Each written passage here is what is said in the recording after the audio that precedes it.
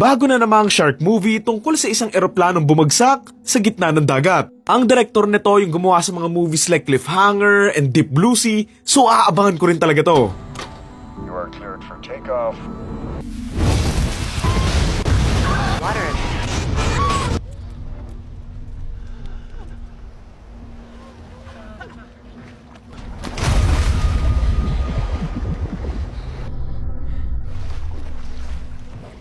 Tungkol ito sa isang eroplanong bumagsak dahil sa isang power bank na aksidente ngang sumabog. Ano nga napunta yung eroplano sa gitna nga ng dagat kung saan marami naman yung nakaligtas sa kanila. Kalutang pa rin yung kalahati ng eroplano, marami pa naman sila, pero dito nga sila magkakaproblema dahil yung binagsakan nga nilang dagat ay puno ng maraming mga pating.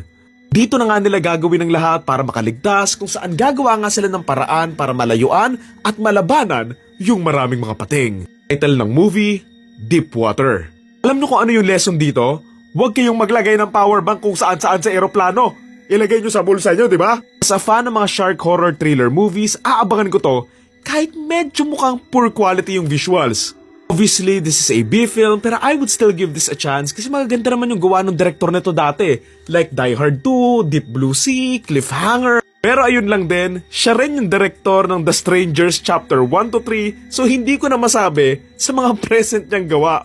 Kasi sobrang pangit ng trilogy na to eh.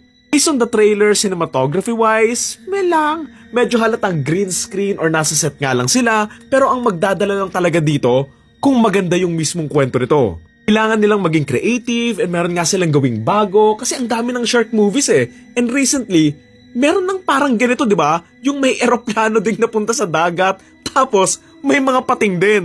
Siguro ang naku-curious ako dito, paano nila paglalaroan yung story? For sure, kung may bumagsak na eroplano, may maghahanap dyan agad eh. Ano yan, susi? Na misplace mo, ganon? Kasi parang sa panahon ngayon, hindi naman na mahirap humanap ng isang eroplanong nawawala eh.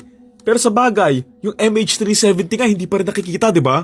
Sa trailer ang iniisip ko, nakalutang naman kasi yung ilang parte nga ng eroplano and syempre hindi naman sila required na pumunta nga doon sa may dagat. So paano nga nila i-justify yung mga scenes na nasa dagat yung mga characters para ma-atake nga nung mga pating?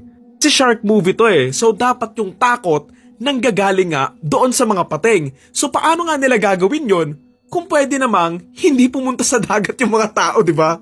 Nga namang umakyat yung pating doon sa ibabaw ng eroplano. Ano yan? Si Tralalero Taralala? Feeling ko ang gagawin nila, papalubugin nga nila eventually yung other half nga ng airplane so no choice sila kundi lumutang-lutang nga doon sa dagat.